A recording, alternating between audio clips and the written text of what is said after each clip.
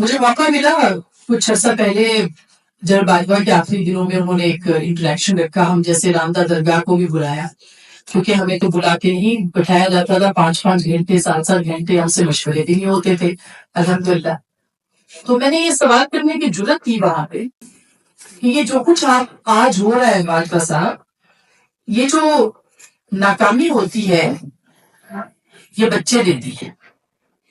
کامیابی بھانجا آپ ناکامی آپ نے پیدا کی ہے، وہ بچے دے رہی ہے.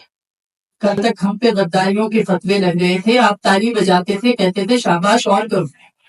اب آپ کے اوپر بھی غداری کے فتوے لگ رہے ہیں.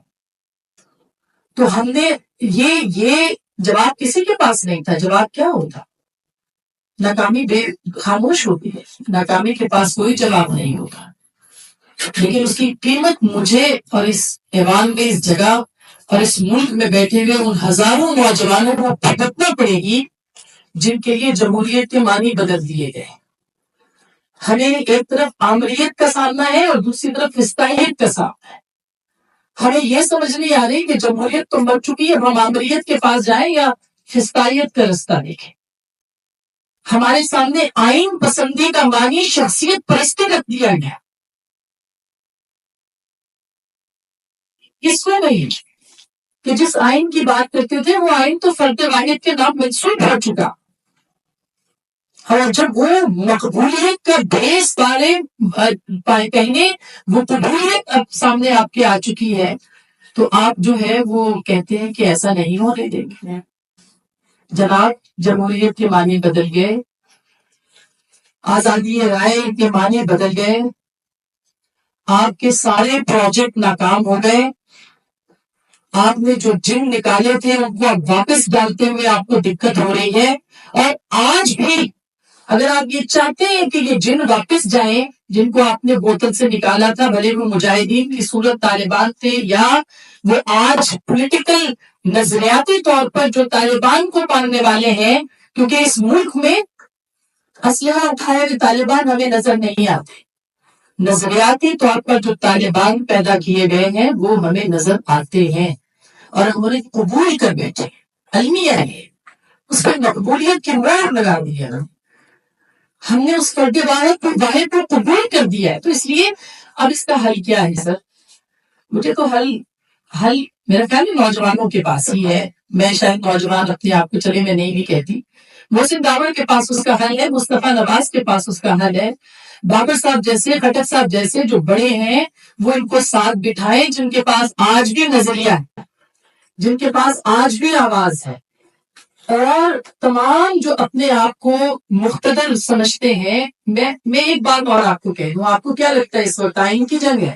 کسی نے کچھ دن پہلے تحفظ آئین کی بات مجھ سے بھی کی تھی تو میں نے ان سے کہا قسم اٹھائیں آپ کو آئین کی اتنی پرواہ ہے، قسم اٹھائیں آپ کو جمہوریت اتنی ہی پسند ہے، قسم اٹھائیں آپ کو آزادی رائے سے اتنا ہی پیار ہے جتنا آج سے 3 سال پہلے تھا، تو ہم آپ کے ساتھ ہیں. آپ آئین کی جنگ تو لڑیں. آپ کو تو آئین کے مطلب ہی نہیں پتا. آپ کو تو جمہوریت جو ہے وہ اپریل 2022 کے بعد سمجھ میں آئی ہے. آپ کو تو آزادی رائے آج پتا چلی ہے. آپ ہم سے کہتے ہیں آزادی رائے کیا ہے؟ آپ ہم سے مطالبہ کرتے ہیں کہ سچ بولیں. ہم تو سچ بول رہے ہیں، آپ اپنے حصے کا سچ کہیں، مکمل سچ کہیں. خدا کا واسطہ ہے. اب نہیں بچیں گے تو کب بچیں گے؟ ہجوم میں جو بڑھتا چلا جا رہا ہے. یہ بھی بات ہوئی، مجھے نے تھوڑی بات کی. میری تو جتنی، میں تو وزیرستان نہیں جاتی ہوں، میں تو پنجاب سے تعلق رکھتی ہوں. میں نے بہت سے لوگوں سے وہاں پہ بات کی، وہ کہتے ہیں ہم فصل نہیں اٹھا سکتے، ہم فصل نہیں اٹھا سکتے. کس سے پوچھے بنا؟ ریاست سے نہیں، اب ریاست کوئی اور ہے. حالات اگر یہاں تک پہنچ گئے تو خدا، یہ جو رہی صحیح پارلیمنٹ ہے جس کو کسی زمانے میں ایک کرنل کنٹرول کرتے تھے، اس پارلیمنٹ میں صحیح سنجیدہ لوگ بٹھائیں، ایک ایلڈرز کا گروپ بھی وہاں پہ بنا دیں، نوجوانوں کو بھی طلب کر لیں اسی پارلیمان کے پلیٹ فارم کے اوپر، اسی پارلیمنٹ کی پلیٹ فارم پہ. آپ پوچھیں گے ہمیں کرنا کیا ہے؟